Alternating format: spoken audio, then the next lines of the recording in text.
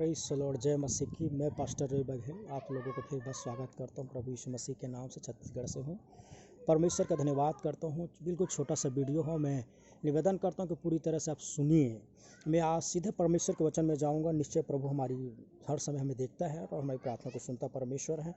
मैं एक वचन पढ़ूंगा, यशायाह 59 अध्याय और 1 और 2 पद। सुनो, यहोवा का हाथ ऐसा छोटा नहीं हो गया कि उद्धार न कर सके, न वह ऐसा बहरा हो गया है कि सुन न सके, परंतु तुम्हारे अधर्म कामों ने तुमको तुम्हारे परमेश्वर से अलग कर दिया है, और तुम्हारे पापों के कारण उसका मुंह तुमसे ऐसा छिपा है कि वह नहीं सुनता।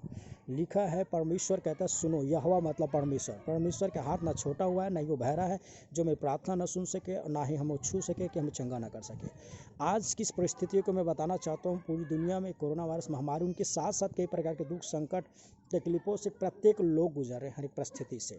तो मेरे प्रिय भाइयों बहनों, परमेश्वर की आत्मा को इस बात को मैं बताना चाहता हूँ, सारे पाप के वजह से। और परमेश्वर चाहता है कि हम पश्चाताप करें। जैसे नीति वचन 28 के 13 में लिखा है कि जो कोई अपने अपराधों को छिपा रखता है उसका काम सफल नहीं होता। ध्यान से सुनिएगा, जो कि अपने अपराध को छिपा रखता है उसका काम सफल नहीं होता। ना उनके जीवन में कोई कार्य सफल होता है, नहीं उनके जीवन की परिस्थितियाँ संभल पाती है, नहीं उनके जीवन में कोई मार्ग खुलता है। तो कैसे लिखा है वहाँ पर, फिर नीचे वह जो कोई अपने पापों को मान लेता, छोड़ देता है, माना और छोड़ देता है। मानना और छोड़ना दोनों इंपॉर्टेंट है। तो मानता है और छोड़ देता है, उस पर दया की जाएगी। कई लोग केवल मानते हैं, रोते हैं, गिड़गिड़ाते हैं, हाँ प्रभु मैं पापी, और छोड़ता नहीं है। मानकर छोड़ देता, उस पर दया की जाएगी। परमेश्वर की दया होगी और वो प्रभु क्या कर देगा, क्षमा कर देगा। जैसे लिखा है भजन संहिता 103 के और उस 3 पद में लिखा है, वह तेरे सब अधर्म को क्षमा करता, वह तेरे सब रोगों को चंगा करता। परमेश्वर में सारे धर्म को क्षमा करने वाला और रोगों को चंगा करने वाला परमेश्वर चाहता क्या है। परमेश्वर पाप से घृणा करता है, पापी से घृणा नहीं करता।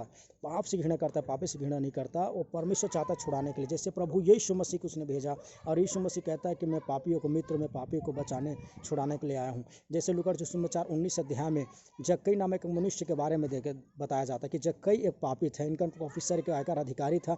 वो उस समय कर सुनने एक सूबेदार था, बहुत धनी था, और सबकी नज़रों में आ चुका था कि पापी है। और जब यरूहे नगर में पहुंचा तो उसे देखना चाहते थे। आप इस कहानी को अच्छी तरह जानते हैं।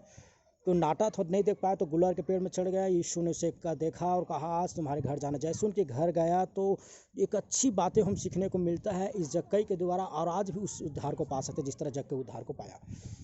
जक्कई के घर जैसे यीशु गए, जक्कई कहता है प्रभु मैं अपनी आधी संपत्ति, बहुत धनी था, अपनी आधी संपत्ति कंगालों को खिला दूंगा, बांट दूंगा, सब कुछ कर दूंगा मैं। दूसरी बात, किसी का मैंने बेईमानी करके, लूट खसोर करके 1 गुना भी लूटा हूँ, उसका मैं 4 गुना वापस कर दूंगा। मतलब वहाँ पर उसने ना कि पापों का पश्चाताप कर रहा है, पर वो छोड़ रहा है, पूरी तरह से अपने जीवन को मसीह में समर्पण कर रहा है। और प्रभु कहता है आज इस घर में उद्धार आया है। हाँ मेरे प्रिय भाई बहन, जब हम ऐसे करते हैं, पापों को मानते हैं और छोड़ देते हैं, तो यीशु कहता है आज इनके जीवन में, इनके परिवार में, इनके घराना में, इस देश में, इस राज्य में उद्धार आता है।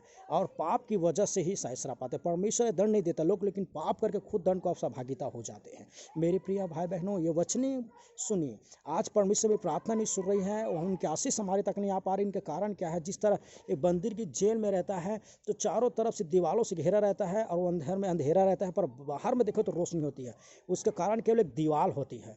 जैसे वो दीवार गिरा दिया जाए, रोशनी प्रकाश और सब कुछ हरा भरा, उसी तरह आज चारों तरफ से पाप के दीवार में लोग घिरे हों। इसलिए परमेश्वर नहीं सुन रहे। परमेश्वर चाहता है कि हम एक सच्चा पश्चाताप करें, केवल माने नहीं कि प्रभु मैं पापी करके, वरना क्या करे, अपने पापों को छोड़ दे, तत्कालीन छोड़ दे।